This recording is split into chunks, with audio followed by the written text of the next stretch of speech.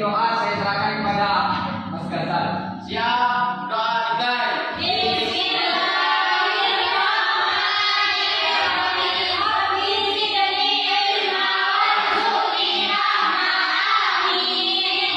Alhamdulillah. Baik. Sekarang kita masuk pada mata pelajaran yaitu kurban. Sebelum kita masuk pada pelajaran, ayat saya dulu ya. Muhammad Zaidani, adil Pak. Farid Nabil, adil dong Pak. Ali Rifai, adil. Muhammad Ghazal, adil. Alhamdulillah, adil Pak. Inatul Maula, adil. Iratus Sada, adil. Alhamdulillah. Apa yang ada yang tidak masuk? Semua. Berarti ngaji semua mesti main ya. Baik, sekarang kita masuk pada pelajaran kurban. Ada yang tahu ini apa itu kurban? Kurban yaitu dalam pengertian istilah syar'i itu kurban ibadah menyembelih hewan ternak tertentu seperti kambing, sapi, atau unta. Yang telah ditentukan yaitu pada tanggal 10, 11, dan 12, 13 Dzulhijjah dengan niat mendekatkan diri kepada Allah SWT. Jadi kurban adalah menyembelih hewan tertentu yang dilakukan pada hari Idul Adha dan hari-hari tasyrik sebagai bentuk ketaatan dan pendekatan diri kepada Allah SWT. Jadi itu. Selanjutnya yaitu hari tasyrik. Ada yang tahu apa hari tasyrik? Yang sudah disebutkan tadi bahwasanya hari tasyrik itu tanggal 11, 12, dan 13 sesuai sabda Rasulullah SAW. Umat Islam dilarang berpuasa pada hari ini karena termasuk hari bersyukur dan bergembira.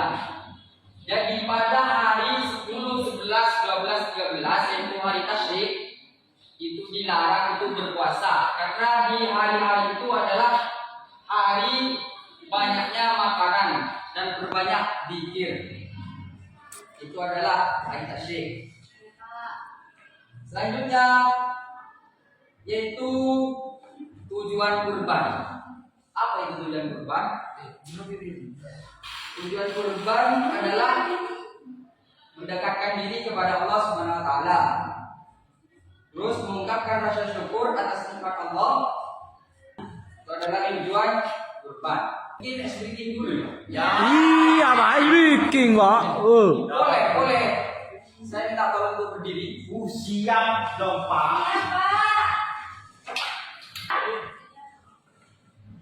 Tepuk satu, tepuk satu, tepuk dua, tepuk tiga, tepuk empat, tepuk lima, tepuk fokus.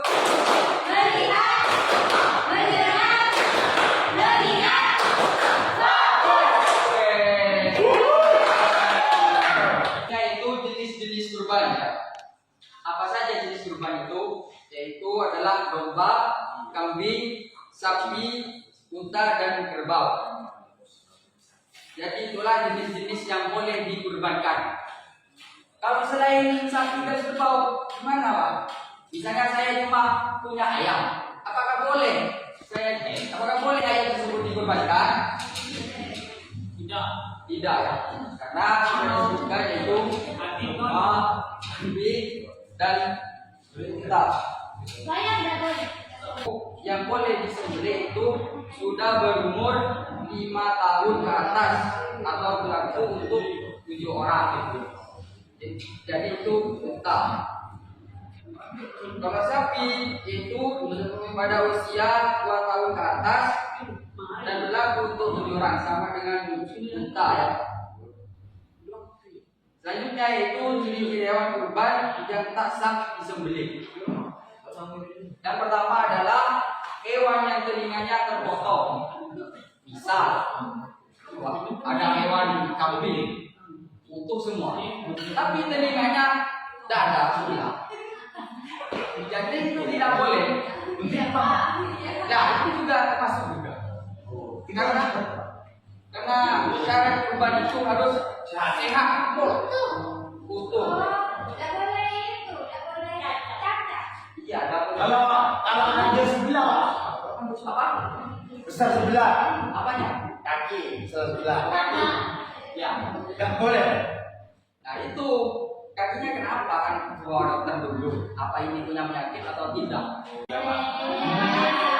Nah, yang kedua yaitu hewan yang buta. Yaitu hewan yang terpotong ekornya. Hewan yang terpotong ekornya. Dan mungkin tak punya buta itu. Tak punya ekor.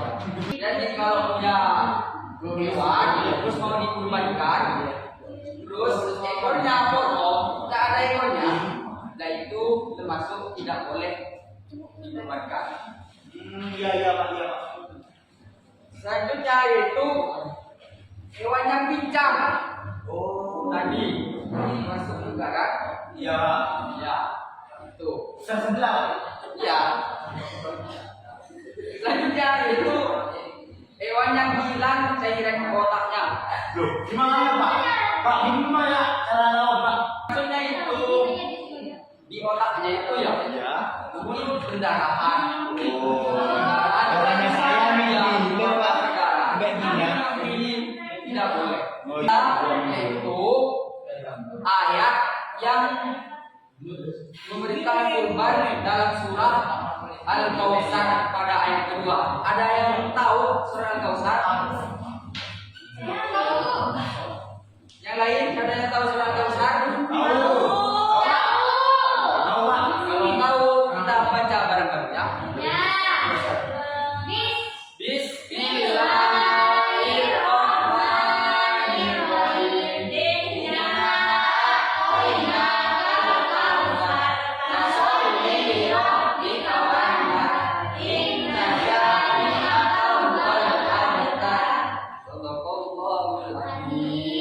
Jadi yang ayat untuk memerintahkan kurban itu terdapat pada ayat kedua bunyinya apa?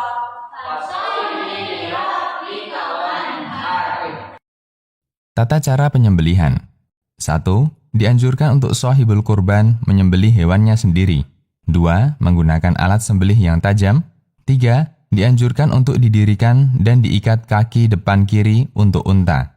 4. Untuk selain unta seperti kambing atau sapi, maka dianjurkan untuk dibaringkan di atas badan samping kiri dan menghadap ke arah kiblat. 5. Meletakkan kaki penyembelih di atas leher hewan tanpa menyiksa hewan. 6. Memulai dengan membaca bismillah, wajib, dan takbir, sunnah. Sebagian ulama mewajibkan bagi shahibul kurban untuk memakan daging kurbannya, baru kemudian disedekahkan kepada fakir miskin dan dihadiahkan kepada orang kaya dan dilarang untuk diperjualbelikan.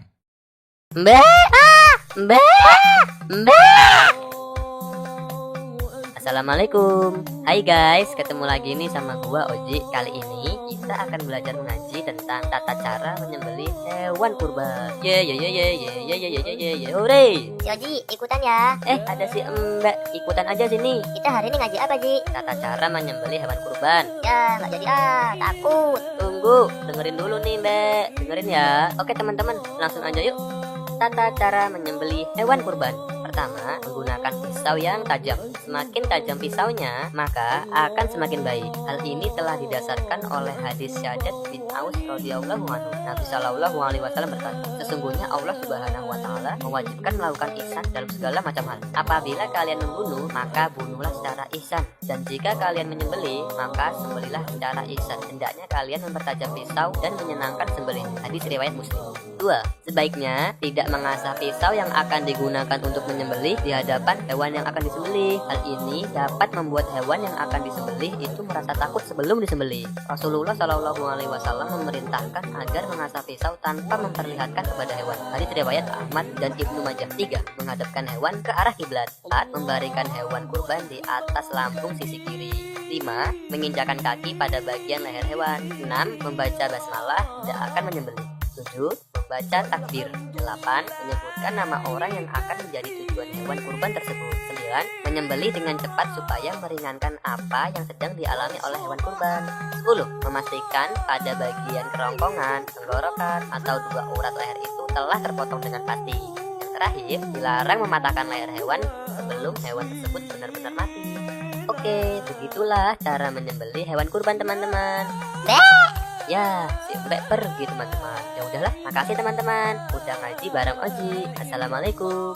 Bye.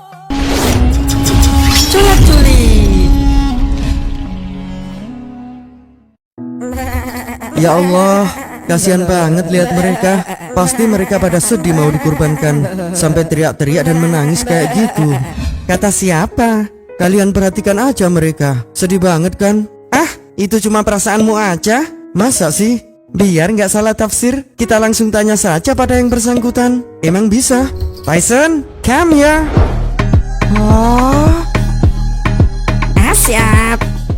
Oke, silakan tanya sepuasnya. Kami mau patroli dulu ya. Udah, buruan. Kenapa hewan kurban pada teriak-teriak? Apa mereka ketakutan? Ya enggak tahu. Kok nanya saya? Ah, Tyson, serius dikit lah. Maaf. Jadi sebenarnya teriakan itu karena terharu dan bahagia. Bahagia gimana? Kan kalian mau disembeli. Wah, kamu ini nggak pernah ngaji ya? Maksudnya gimana? Lihat deh surat An-Nahl ayat 5. Kan Allah sudah berfirman tuh, kalau kita para hewan ternak memang diciptakan untuk memberi manfaat dan juga sebagai makanan manusia. Jadi, apa ada alasan lain untuk meraih kebahagiaan selain mematuhi kehendak Allah? Masya Allah, bener juga ya. Buruan, tanya apa lagi? Oke, terus kenapa banyak hewan yang menangis ketika mau dikurban? Ketahuan sering bolos sekolah ya? Kena lagi deh. Hilang harga diriku di depan Tyson. Hewan menangis karena memiliki lakrimal. Air mata itu berfungsi untuk menjaga mata agar tidak iritasi. Jadi bukan karena dikurban. Kita juga sering mengeluarkan air mata di hari biasa. Oh gitu. Tapi kan kadang ada tuh hewan kurban yang berontak atau kabur saat mau dikurban. Berarti dia ketakutan dong. Benar, tapi itu karena kesalahan manusia sendiri. Kok bisa? Harusnya mereka tidak memperlihatkan proses penyembelihan kepada hewan lain. Kenapa? Karena hewan lain yang melihatnya akan terguncang emosionalnya dan spontan akan bereaksi karena merasa ada ancaman pada dirinya. Wah, cerdas. Sorry ya, aku nggak butuh pujian darimu. Mungkin dari sini ada yang mau bertanya tentang pembahasan kurban. Sudah, kalau sudah cukup, tidak mau tanya, betul? Kalau itu saya mau tanya. Ya, Pak. Saya mau tanya. Pertanyaan pertama yaitu hari tasyrik berlangsung pada tanggal berapa? Pak. Tinggal 2 pertanyaan. Oh iya, Pak, siap. Tinggal 2 pertanyaan ya. Ya, Pak. 2 yaitu siapakah nabi yang mendapatkan perintah untuk menyembelih putranya? Selanjutnya itu pertanyaan yang terakhir. Sangat simpel. Tujuan utama dari kurban adalah untuk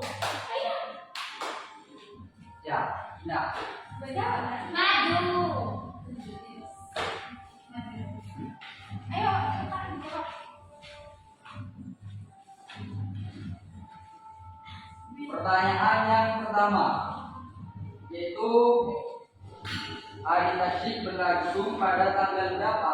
11. Itu hari Tasyrik. bisa. Benar tidak? Benar.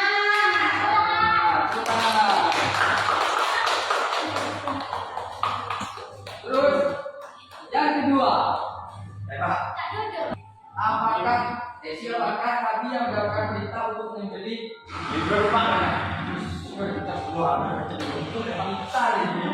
Tepuk tangan dulu.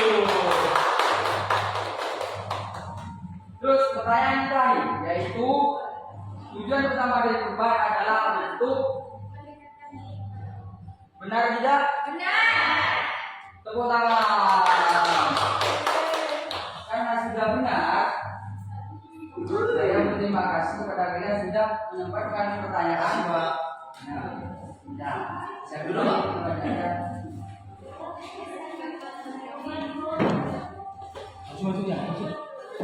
minggu depan kita belajar tentang akikoh. Kita akikoh? Kita akan bahas minggu depan. Sebelum kita akhiri pada pelajaran hari ini, lebih baiknya kita berdoa terlebih dahulu. Berdoa dimulai.